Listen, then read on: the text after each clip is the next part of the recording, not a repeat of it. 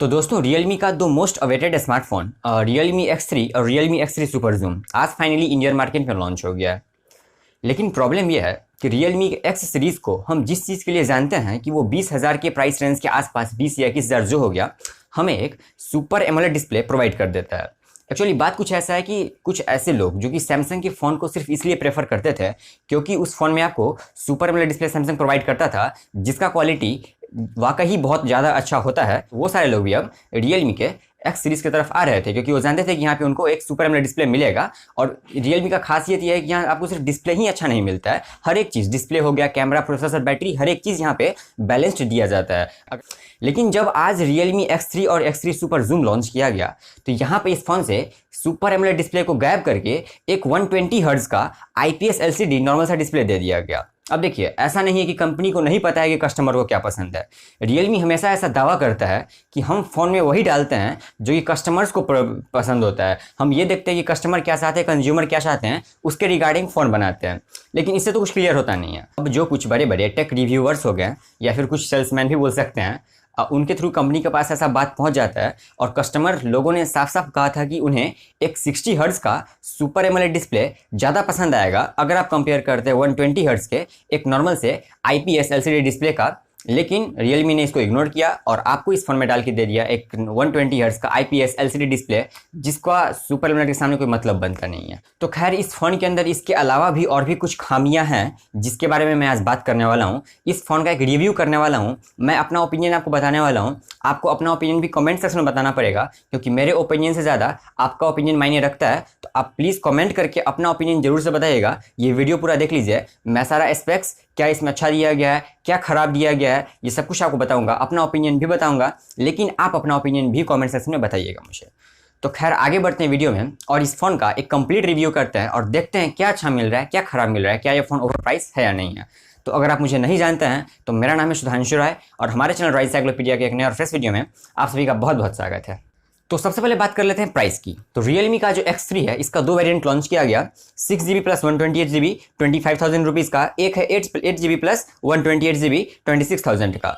वहीं पर Realme X3 super zoom का भी दो वेरिएंट है, एक है 8GB के साथ 128 का इंटरनल 27,999 28,000 रुपये का, और एक है 12 यानी कि 12GB के साथ 256 का इंटरनल 33,000 रुपीज़ का। हाँ, यहाँ पे एक बात अच्छा है कि रैम यहाँ पे LPDDR4X वाला यूज़ किया गया है और जो स्टोरेज है वो UFS 3.0 वाला यूज़ किया गया है जो कि काफ़ी फास्ट है। तो इसमें Realme ने काफ़ी अच्छा काम किया है, यहाँ पे बुराई नहीं कर सकते हैं। तो आपने देख लिया कि Realme X3 का जो बेस वेरिएंट है वो 25,000 का है और Realme X3 सुपर जूम का जो बेस वेरिएंट है वो 28,000 का है। हाँ, दोनों फ़ोन में कोई ज़्यादा डिफरेंस नहीं है, डिफरेंस सिर्फ और सिर्फ कैमरे में है, बाकी सारा का सारा फीचर दोनों ही फ़ोन में बिल्कुल सेम है।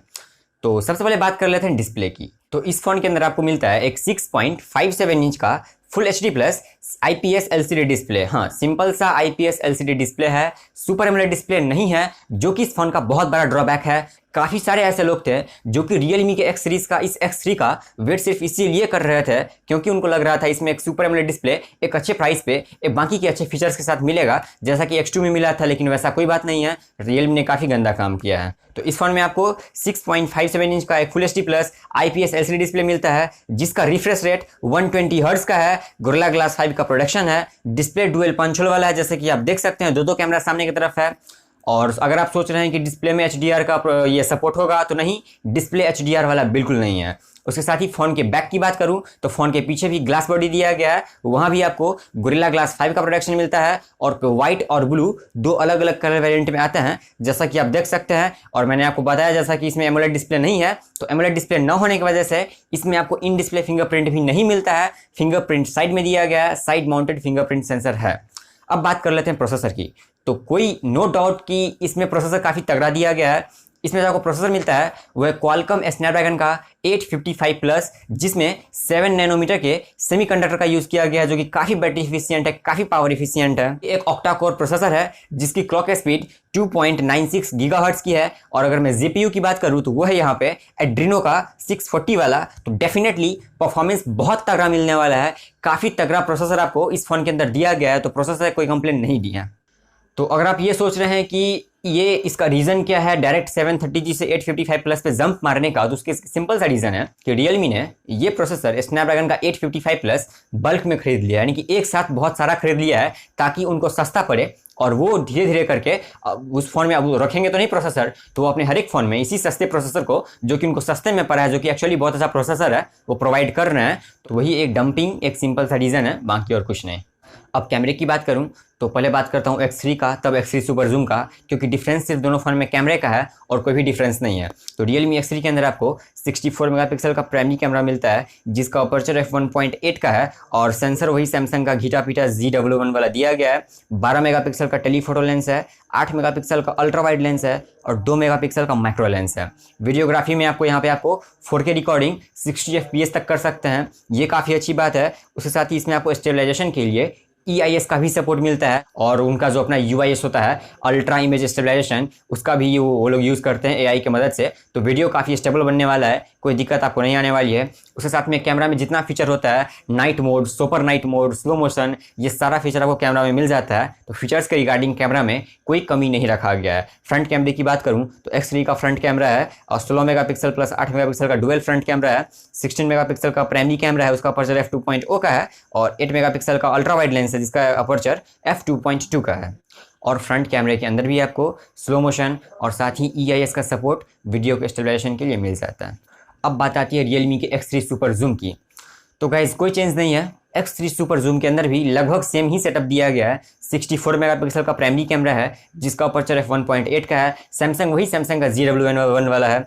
यहाँ पे चेंज सिर्फ ये है कि X3 के अंदर आपको 12 मेगापिक्सल का टेलीफोटो लेंस मिलता है, लेकिन आपको X3 सुपर जूम के अंदर 8 मेगापिक्सल यानी कि 8 मेगापिक्सल का पेरिस्कोप लेंस मिलता है, जिसकी मदद से आप 60x तक सुपर जूम कर सकते हैं। 8 मेगापिक्सल का सेम वही अल्ट्रा वाइड एंगल लेंस है, और 2 मेगापिक्सल का माइक्रो लेंस यहाँ पे दिया गया है। और जहाँ तक बात रही 8 मेगापिक्सल के पेरिस्कोप लेंस की, जहाँ पे लोग बोलते हैं 60x जूम होगा, तो आप इन पिक्चर्स में देख सकते हैं कि 10x तक तो काफ़ी अच्छा जूम जाता है। 10x तक जूम कीजिए, क्वालिटी नहीं फटता है, लेकिन जब आप उसको 10x से बढ़ा के 60x कर देते हैं तो क्वालिटी फट जाता है। भले ही जूम हो जाए, लेकिन क्लैरिटी बिल्कुल नहीं रहता है। तो ऐसा फ़ायदा ही क्या कि हम जूम करने के बाद भी क्लियरली नहीं देख सके उस चीज़ को, इसका कोई मुझे फ़ायदा लगता नहीं है। तो 60x बस एक हाइप बना के यहाँ पे रखा गया है कि हमने इस फोन में 60x जूम दिया गया है, बस एक टेक्निकल, एक मार्केटिंग हाइप है, बाकी उससे ज़्यादा इस फोन में और कुछ नहीं दिया गया है। 60x के नाम पे 10x तक ठीक है, आप देख सकते हैं इस इमेज में 10x तक अच्छा खासा जूम हो जाता है, लेकिन 60x पे जाते ही बहुत ज़्यादा फट जाता है, क्लैरिटी बिल्कुल नहीं रहती है। तो ये सिर्फ और सिर्फ एक मार्केटिंग हाइप है और कुछ नहीं, और बस यही एक डिफरेंस है दोनों फोन के कैमरे में, बाकी सारा फीचर बिल्कुल सेम है। हाँ, X3 सुपर जूम में आपको फ्रंट कैमरा मिलता है 32 मेगापिक्सल प्लस 8 मेगापिक्सल का, वही सेम फंडा है, 32 का मेन है और 8 मेगापिक्सल का अल्ट्रा वाइड दिया गया है। और यहाँ पे भी आपको फ्रंट कैमरे में वही सारा फीचर मिलता है जो कि आपको X3 में मिल रहा है, और रियर कैमरे में भी वही सारा फीचर मिलता है जो कि आपको X3 के अंदर मिलता है। तो ये सब बिल्कुल सेम है। बैटरी आपको दोनों ही फोन्स में 4200 यानी कि 4200 mAh का मिलता है, जिसके अंदर आपको 30 वॉट के सुपर डार्ट चार्जर का सपोर्ट दिया गया है और USB Type-C का सपोर्ट दिया गया है। तो यहाँ पे इतना ही बोलना चाहूँगा, भले ही यहाँ पे 4200 mAh का बैटरी है, लेकिन यहाँ पे देखना ये पड़ेगा, यहाँ पे IPS LCD डिस्प्ले का यूज़ किया गया है, जिसका रिफ्रेश रेट 120 हर्ट्ज का है, जो कि आपके फ़ोन के बैटरी को बहुत ज़्यादा कंज्यूम करेगा, बहुत ज़्यादा खाएगा। भले ही प्रोसेसर एक पावर एफिशिएंट प्रोसेसर हो, लेकिन डिस्प्ले काफ़ी ज़्यादा बैटरी को खाने वाला है। तो अगर मैं यहाँ पे आप ऐसे कंपेयर कर दूं कि Realme X2 जिसके अंदर आपको 4000 mAh का बैटरी मिलता है और वहाँ पे 60 हर्ट्ज का सुपर एमोलेड डिस्प्ले मिलता है, ये एक आपका है Realme X3 जहाँ पे 120 हर्ट्ज का IPS डिस्प्ले मिलता है और बैटरी ज़्यादा बड़ा है, यानी कि 4200 mAh का है। तो आप ये बोलेंगे कि Realme X2 का बैकअप ज़्यादा अच्छा होगा in comparison to Realme X3।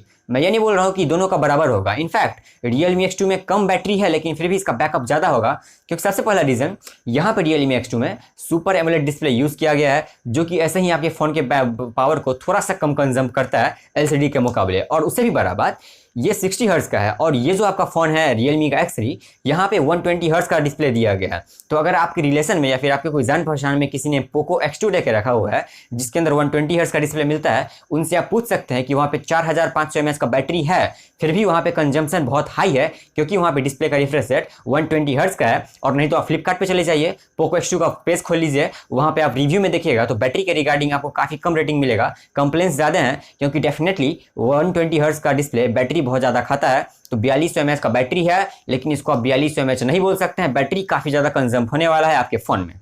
तो ये तो था कुछ पॉइंट्स इस फ़ोन के रिगार्डिंग, जो इसका फीचर है या फिर प्रॉस बोल सकते हैं। तो गड़बड़ क्या है, बहुत सारा कुछ है, मैं पॉइंट बाय पॉइंट आपको बताता हूँ।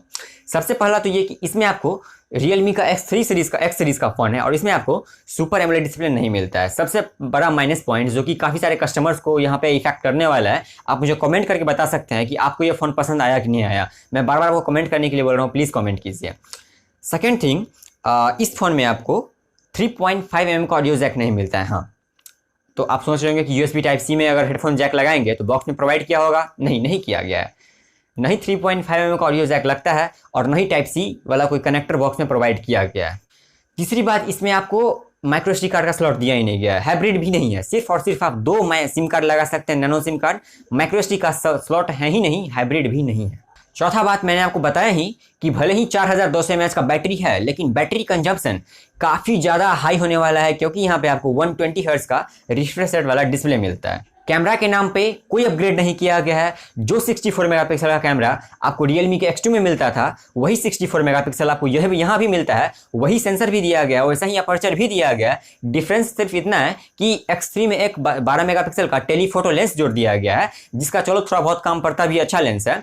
और Realme X3 सुपर जूम में एक 8 मेगापिक्सल का पेरिस्कोप लेंस जोड़ दिया गया है, और कोई डिफरेंस नहीं है। और मैंने आपको दिखाई दिया कि पेरिस्कोप कितना ज़्यादा अच्छा काम कर रहा है इस फोन का ना पड़ेगा। उसके साथ ही अगर मैं फ़ोन की थिकनेस की बात करूँ, जो कि सबसे मेन रोल प्ले करता है, तो गाइस इस फोन का थिकनेस है 9.3 mm का और इसका वेट 202 ग्राम का है। आप देख सकते हैं कि जनरली फोन्स का अगर बहुत थिकनेस बहुत ज़्यादा भी चला जाता है, हाँ सैमसंग के फ़ोन को छोड़ के, सैमसंग ऐसे ही बहुत गंदा काम करता है इसमें अपने कम प्राइस के फ़ोन में, तो 8.9 mm मैक्सिमम जाता है। जी बिल्कुल 8.9 mm मैक्सिमम जाता है, लेकिन यहाँ पे आपको 9.3 mm का थिकनेस दिया गया, यानी कि काफ़ी मोटा है फ़ोन, और 202 ग्राम का वेट है, यानी कि काफ़ी बल्कि भी है। तो फाइनली मैं इतना ही बोलना चाहूँगा कि Realme के X3 सीरीज़ को लेके जो कस्टमर्स का जो हमारा एक एक्सपेक्टेशन था कि हमें इसमें अच्छा चीज़ मिलेगा, तो उस पर Realme खरा नहीं उतरा है। कहीं ना कहीं Realme से चूक हुई है। इस बात को Realme को समझना पड़ेगा और आगे ऐसी गलती न हो, इस पर काम करना पड़ेगा। ये बाकी आजकल बाइकआउट चाइना चल रहा है, तो इससे भी इन लोग कंपनीज के दिमाग में अक्ल नहीं आ रहा है कि अगर हम सस्ता फ़ोन नहीं देंगे कि अच्छे फीचर्स के साथ,